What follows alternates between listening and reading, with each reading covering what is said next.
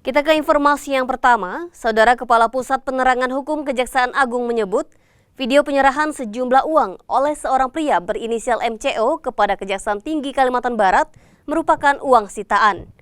Pernyataan itu dibantah oleh kuasa hukum MCO yang menyebut uang tersebut bukan bagian dari uang sitaan. Video seorang pria berinisial MCO diduga mengantar uang sebesar 250 juta rupiah ke Kejaksaan Tinggi Kalbar agar kasus dugaan korupsi proyek jembatan timbang di Siantar Pontianak dihentikan menjadi sorotan publik.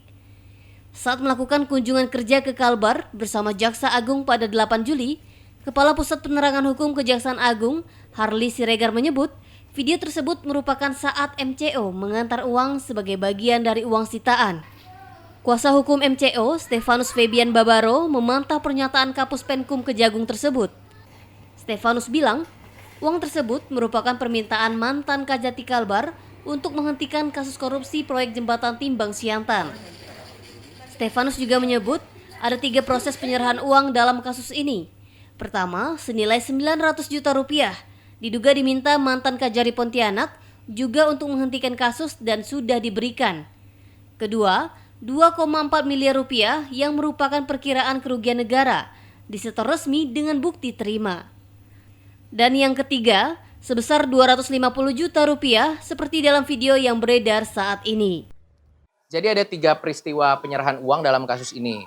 Pertama 900 juta yang diduga diminta Kajari untuk menyetup kasus dan sudah diberikan.